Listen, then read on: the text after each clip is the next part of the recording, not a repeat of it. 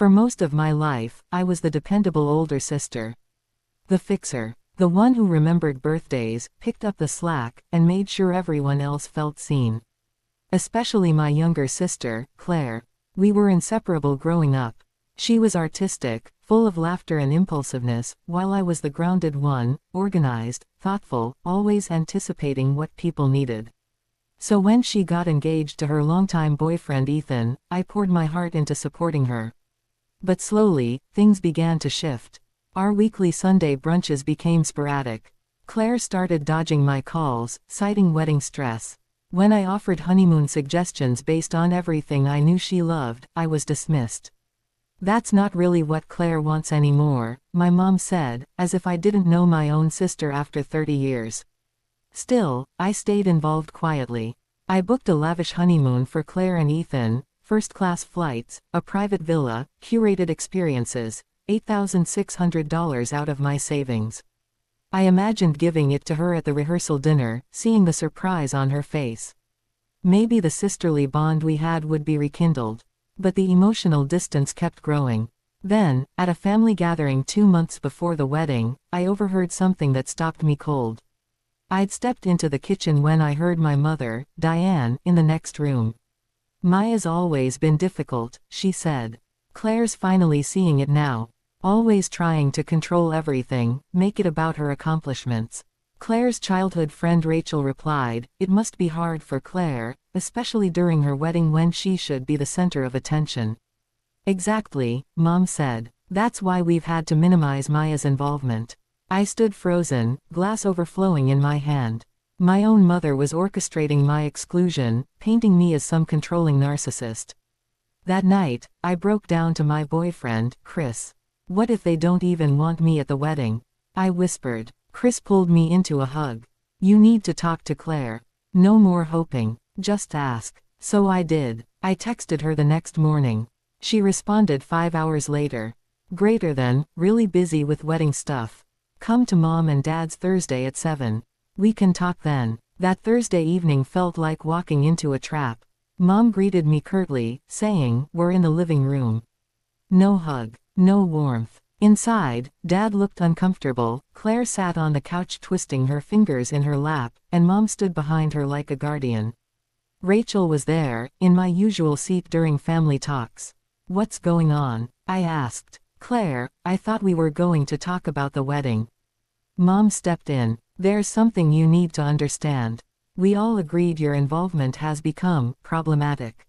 "What?" "Your controlling behavior. Your constant input. The money. It's all about you." I turned to Claire. "Is this what you want?" She couldn't meet my eyes. "It's just been really stressful, Maya." "What do you think, Claire?" "She wants a drama-free wedding," Mom snapped. "Your presence would make that impossible." Then the blow. "You're not welcome at the wedding. Not as maid of honor. Not as a guest. It's better for everyone this way." The silence that followed was deafening. Rachel avoided eye contact. Dad stared at the floor. Claire said nothing. I nodded. "When was this decision made?" "We've been moving in this direction for months," Mom replied. "Rachel's been maid of honor for weeks. We just needed to make it official." I turned to Rachel. "Congratulations. It's nothing personal," she said. A lie so thin I almost laughed. "Claire, I tried one last time. Is this really what you want?" Mom jumped in. "She doesn't need to explain herself to you." I walked out. No one stopped me. That night, I cried. Harder than I had in years. The betrayal hollowed me out. I'd given more than $15,000 to this wedding. I listed everything: the photographer, the welcome baskets, the string quartet, the calligrapher, the heirloom hairpin. And the honeymoon. By dawn, I'd made my decision.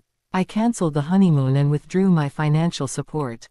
I reported unauthorized charges on my credit card, linens and favors my mother had ordered using my details without permission. That morning, I turned off my phone. The silence was both terrifying and freeing. Later that day, I met my best friend Olivia for lunch. After I told her everything, she squeezed my hand. "There's something you should know. Your mom's been talking about you behind your back for months. At the engagement party, she told my mom you were jealous of Claire." And at the Williams dinner, she said you were emotionally unstable and everyone was walking on eggshells around you. I sat stunned. She's been planting seeds, creating this image of you as dramatic and unstable. But why? Because you threaten her, Olivia said simply. You're successful, independent. You have everything she doesn't. My mom always said your mother was jealous of you, even when we were kids. That evening, I got a message from Claire. Greater than, I'm so sorry, Maya. Mom's been lying to me about you for months. James and I just found out what she did with the honeymoon. Please call me. I need my sister back. I didn't respond right away. But 2 days later, we met at a cafe. Claire looked broken. She showed me fake messages our mother had fabricated, texts that made me look dismissive, cruel. She'd even altered Claire's contact list so my real messages were rerouted. I believed her, Claire whispered. Because I couldn't imagine she'd lie so deeply. James joined us shortly after and confirmed everything. She's been controlling every communication. But when you canceled the honeymoon, we started digging. And we found it all. Even screenshots she kept on her tablet. Evidence of every fake message. I slid my folder across the table, my bank statements, emails, real texts. It broke Claire. I never agreed to exclude you, she said through tears. You're my maid of honor. You've always been my maid of honor. We confronted the truth of what our mother had done. James said she came to their apartment after I walked out, screaming, threatening, unhinged. The next day, I held a meeting at my Aunt Evelyn's house. Claire, James, my dad, my uncle, my grandmother Martha, all were there. I laid out the proof. Evelyn backed me, revealing that Diane had done something similar to her decades ago, turning my father against her. Dad looked broken. I should have stopped this. I should have protected you. When Mom arrived, thinking it was a budget meeting, her face fell. What is this? She demanded. A chance for the truth. Denial. Rage. Manipulation. Then crocodile tears. But it didn't work anymore. Claire stood up. Maya will be my maid of honor. And if you can't respect that, you'll have no role in this wedding. Are you choosing her over me? Mom gasped. I'm choosing truth. Dad, finally, said, enough, Diane. Look what you've done. Mom left in a fury. But the pattern had been shattered. In the weeks that followed, our family established new boundaries. Mom was allowed at the wedding as a guest, not a planner. No more secret calls, no more control. To our surprise, she began therapy, slowly admitting she needed help. Dad apologized. Claire and I started healing, reclaiming our bond. Chris remained my constant, and 6 months later, he proposed during a hike at our favorite mountain overlook. I said yes, with one condition: our wedding stays between us. No drama, no outside interference. He laughed. Deal. Claire and James had a daughter. They named her Liana Maya. And I learned this: forgiveness doesn't mean forgetting. Boundaries aren't walls, they're doors to healthier love.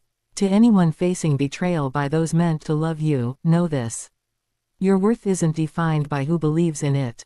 It's defined by your ability to stand in it, even when no one else will.